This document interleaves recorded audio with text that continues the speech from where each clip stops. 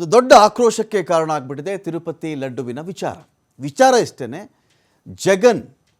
ಜಗನ್ ಆಳ್ವಿಕೆಯಲ್ಲಿ ಆಂಧ್ರ ಪ್ರದೇಶ ಇದ್ದಾಗ, ಜಗನ್ ಮುಖ್ಯಮಂತ್ರಿಯಾಗಿದ್ದಾಗ ಯಾವೆಲ್ಲ ರೀತಿಯಲ್ಲಿ ತಿರುಪತಿ ಲಡ್ಡು ತಯಾರಿಸಲಾಗ್ತಾ ಇತ್ತೋ ಆ ಲಡ್ಡುವಿನಲ್ಲಿ ದನದ, ಹಂದಿಯ, ಮೀನಿನ ಎಣ್ಣೆ ಎಲ್ಲವೂ ಅಂದರೆ ದನದ ಕೊಬ್ಬು, ಹಂದಿ ಕೊಬ್ಬು, ಮೀನಿನ ಎಣ್ಣೆ ಕೂಡ ಬಳಸಿ ಆ ಲಡ್ಡು ತಯಾರಿಸ್ತಾ ಇದ್ರು ಅಂತ ದೊಡ್ಡ ಆರೋಪವನ್ನು ಚಂದ್ರಬಾಬು ನಾಯ್ಡು ಅವರು, ಹಾಲಿ ಆಂಧ್ರ ಪ್ರದೇಶದ ಮುಖ್ಯಮಂತ್ರಿ, ಮಾಡ್ತಾರೆ.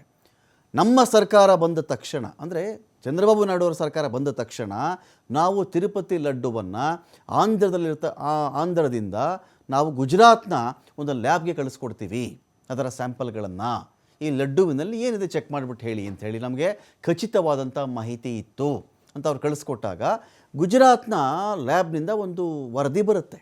ಆ ವರದಿ ಹೇಳುತ್ತೆ ಇದರಲ್ಲಿ ಹಂದಿಯ ಕೊಬ್ಬು ಇದೆ, ದನದ ಕೊಬ್ಬು ಕೂಡ ಇದೆ, ಸಾಲದ್ದಕ್ಕೆ ಮೀನಿನ ಎಣ್ಣೆಯನ್ನು ಕೂಡ ಬಳಸಲಾಗಿದೆ, ಸಾಕಷ್ಟು ಕಲ್ಮಶ ವಸ್ತುಗಳು ಕೂಡ ಈ ಒಂದು ತುಪ್ಪದಲ್ಲಿ ಬೆರೆತಿದೆ ಅನ್ನೋ ಒಂದು ರಿಪೋರ್ಟ್ ಬರುತ್ತಲ್ಲ.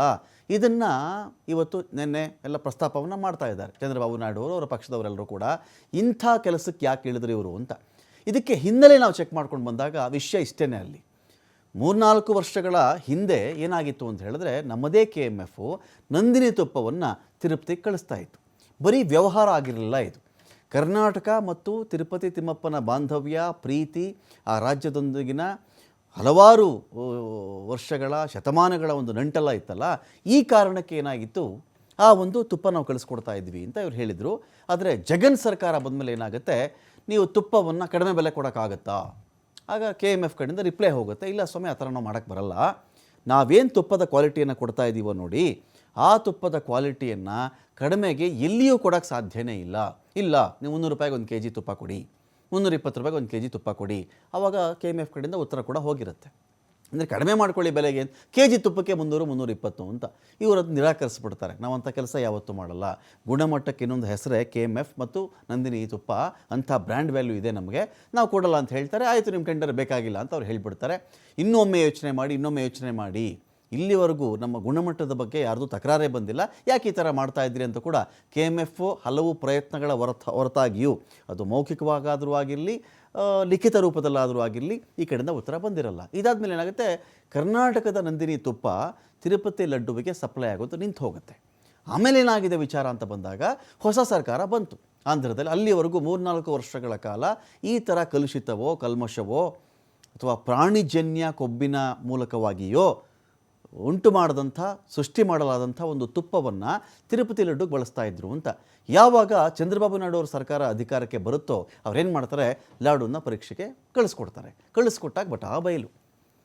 ಇದು ಭಕ್ತರು ನೋಡಿ, ಈ ಥರ ಪ್ರಸಾದ ಅಂತ ಬಂದಾಗ ನೀವು ಯಾವುದೇ ದೇವಸ್ಥಾನದ ಮುಂದೆ ಕೊಡ್ತಾ ಇರಲಿ, ನಮ್ಮ ಜನಗಳಿಗೆ ಆ ಧಾರ್ಮಿಕ ಶ್ರದ್ಧೆ, ಭಕ್ತಿ, ಆ ದೈವ ಭಕ್ತಿ, ಶ್ರದ್ಧೆ, ಭಕ್ತಿಪೂರ್ವಕವಾಗಿ ಕಣ್ಣಿಗೆ ಒತ್ಕೊಂಡು ಆ ಪ್ರಸಾದವನ್ನು ಸೇವಿಸ್ತಾರೆ. ಯಾವುದೋ ರೋಡಲ್ಲಿ ಹೋಗ್ತಾ ಇರ್ತಾರೆ, ಯಾರೋ ಒಂದು ದೇವರನ್ನು ಕೂರಿಸಿರ್ತಾರಲ್ಲಿ, ಪ್ರಸಾದ ಹಂಚ್ತಾ ಇರ್ತಾರೆ, ಕಾರ್ ನಿಲ್ಲಿಸ್ತಾರೆ, ಬೈಕ್ ನಿಲ್ಲಿಸ್ತಾರೆ, ಆಟೋ ನಿಲ್ಲಿಸ್ತಾರೆ, ಪ್ರಸಾದ ತೊಗೋತಾರೆ. ಭಕ್ತಿ, ಅದು ಪ್ರೀತಿ. ಅದೇ ರೀತಿ ತಿರುಮಲ TTD. ಸೊ ಹೀಗಿದ್ದಾಗ ಎಲ್ಲಿ ಹೋಯಿತು ಇಂಥ ದುರಾಸೆಗಿಳಿದು ಬಿಟ್ರಾ? ಬಂದಿರೋ ಮಾಹಿತಿ ಪ್ರಕಾರ 300-320 ರೂಪಾಯಿಗೆ 1 kg ತುಪ್ಪ ತೊಗೊಂಡು ಲಡ್ಡು ತಯಾರು ಮಾಡ್ತಾಯಿದ್ರು ಅಂತ. ಸಾಧ್ಯನಾ? ಒಂದು ಅರ್ಧ kgನೂ ಬರಲ್ಲ, ನೆಟ್ಟಿಗೆ 1/4 kgಗಿಂತ ಸ್ವಲ್ಪ ಜಾಸ್ತಿ ತುಪ್ಪ ಬರಬಹುದು. ಅರ್ಧ kgಯೂ ಸಿಗಲ್ಲ ತುಪ್ಪ. ಒಳ್ಳೆ ತುಪ್ಪ ನಮಗೆ ಬೇಕು ಅಂತ ಹೇಳಿದ್ರೆ ಅಂಥದ್ರಲ್ಲಿ 300 ರೂಪಾಯಿಗೆ 1 kg ತುಪ್ಪವನ್ನು ಇವ್ರು ಯಾರು ಕೊಟ್ಟರು? ಆಗ ಒಂದು ಕಡೆ ಎಚ್ಚರಿಸಿರುತ್ತೆ KMF, ಒಂದು ವೇಳೆ ನೀವು ಹೇಳ್ತಿರ್ತಕ್ಕಂಥ ಬೆಲೆಗೇ 300ಕ್ಕೋ 320 ರೂಪಾಯಿಗೋ 1 kg ತುಪ್ಪವನ್ನು ಯಾರಾದರೂ ಕೊಟ್ಟರೆ ಅದು ಕಲಬೆರಕೆಯದ್ದೇ ತುಪ್ಪ ಆಗಿರಬೇಕು ಅಥವಾ ಸಬ್ ಸ್ಟ್ಯಾಂಡರ್ಡ್ ಆಗಿರಬೇಕು, ಕಳಪೆ ಗುಣಮಟ್ಟದ ತುಪ್ಪ ಆಗಿರಬೇಕು ಸ್ವಾಮಿ ಅಂತ ಕೂಡ ಹೇಳ್ತಾರೆ. ಇದು ಯಾವುದನ್ನು ಕೂಡ ಕೇಳಿರಲ್ಲ, ಎಲ್ಲವನ್ನೂ ಆ ಕಡೆಗೆ ಬಿಸಾಕಿ ತುಪ್ಪವನ್ನು ಇವರು ತಗೊಳ್ತಾರೆ. ಗೊತ್ತಲ್ಲ ನಿಮಗೆ, ಲಾರಿಗಳಲ್ಲಿ ತುಪ್ಪ ಬರ್ತದೆ, ಟಿನ್ಗಟ್ಟಲೆ ತುಪ್ಪ ಎಲ್ಲ ಬರ್ತಾವಲ್ಲಿ. ಇರಲಿ, ಇದೆಲ್ಲ ಸೇರಿಸ್ಕೊಂಡು ಮಾಡಿದಾಗ ಈ ವಿಚಾರ ಇಟ್ಕೊಂಡು ಚಂದ್ರಬಾಬು ನಾಯ್ಡು ಅವರು ಇಡೀ ದೇಶಕ್ಕೆ ಗೊತ್ತಾಗುವಂತೆ ಹೇಳಿದ್ರು.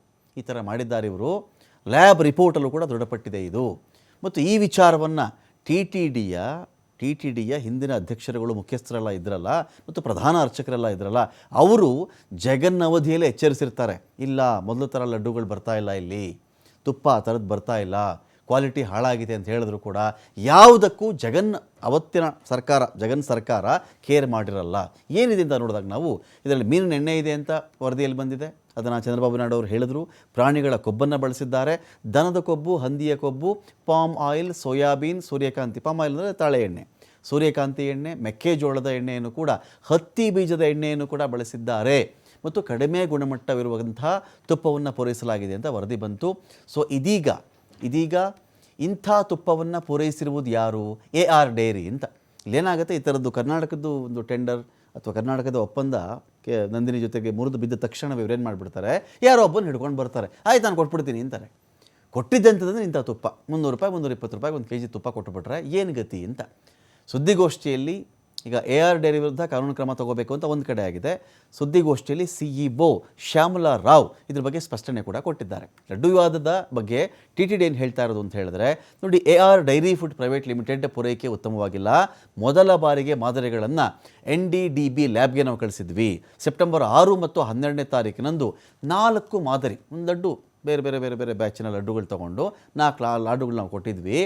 ಸೆಪ್ಟೆಂಬರ್ 6ನೇ ತಾರೀಕು ಮತ್ತು 12ನೇ ತಾರೀಕು ನಾವು ಕೊಟ್ಟಿದ್ವಿ. ಒಂದು ವಾರದ ನಂತರ ಲ್ಯಾಬ್ ವರದಿಗಳು ಬರ್ತವೆ. ಪರೀಕ್ಷೆಯಲ್ಲಿ ಕಲಬೆರಕೆ ತುಪ್ಪ, ಇದರಲ್ಲಿ ಪ್ರಾಣಿಜನ್ಯ ಕೊಬ್ಬು, ಸಸ್ಯಜನ್ಯ ಬೇರೆ, ಪ್ರಾಣಿಜನ್ಯ ಬೇರೆ. ಸಸ್ಯಗಳಿಂದ ಸೃಷ್ಟಿಯಾಗಿರ್ತಕ್ಕಂಥ ಕೊಬ್ಬು ಬೇರೆ, ಪ್ರಾಣಿಯಿಂದ ಬಂದಿರತಕ್ಕಂಥ ಕೊಬ್ಬು ಬೇರೆ. ಪ್ರಾಣಿಜನ್ಯ ಕೊಬ್ಬನ್ನು ಬಳಸಿದ್ದಾರೆ. ದನ ಬಳಸಿದ್ದಾರೆ, ಹಂದಿ ಕೊಬ್ಬು ಬಳಸಿದ್ದಾರೆ ಇದರಲ್ಲಿ. ಆನಂತರದಲ್ಲಿ ಮೀನೆಣ್ಣೆಯನ್ನು ಬಳಸ್ಕೊಂಡಿದ್ದಾರೆ. ಸೋಯಾಬೀನ್, ಸೂರ್ಯಕಾಂತಿ ಎಣ್ಣೆ ಕೂಡ ಮಿಶ್ರಿತವಾಗಿದೆ. ಘನ ಕೊಬ್ಬಿರುತ್ತಲ್ಲ, ತುಪ್ಪದ ರೂಪದಲ್ಲಿ ಬೆರೆಸಿರುವುದು ಕೂಡ ಪತ್ತೆಯಾಗಿದೆ. ಸೊ ಹಾಗಾಗಿ ಇದು ಕಲಬೆರಕೆ. ಇಂಥ ಘಟನೆಗಳು ಯಾವುದೇ ಕಾರಣಕ್ಕೂ ಮರುಕಳಿಸದಂತೆ ವಿಶೇಷ ಸಮಿತಿಯನ್ನು ನಾವು ರಚನೆ ಮಾಡಿಕೊಂಡಿದ್ದೀವಿ. ನಾವು ಸಂವೇದನಾ ಪ್ರಯೋಗಾಲಯವನ್ನು ಕೂಡ ಇದರ ಬಗ್ಗೆ ಸ್ಥಾಪಿಸ್ತೀವಿ ಅಂತ ಹೇಳಿ TTDಯ CEO ಶ್ಯಾಮಲಾ ರಾವ್ ಸ್ಪಷ್ಟಪಡಿಸಿದ್ದಾರೆ.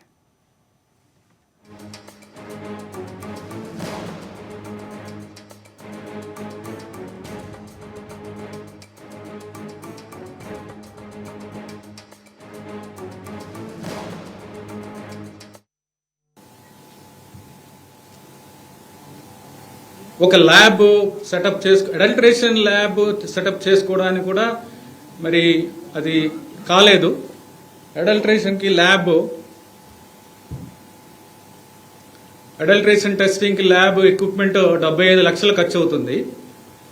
75 లక్షలు ఖర్చు అయ్యే ల్యాబ్ ఎందుకు పెట్టలేదో తెలియదు. అది ఉండుంటే సప్లయర్స్ అడ్వాంటేజ్ చేసుకునే పరిస్థితి ఉండదు. ఇప్పుడు ఏమైందంటే ఎవరెవరు సప్లయర్స్ ఉన్నారు, ఎందుకు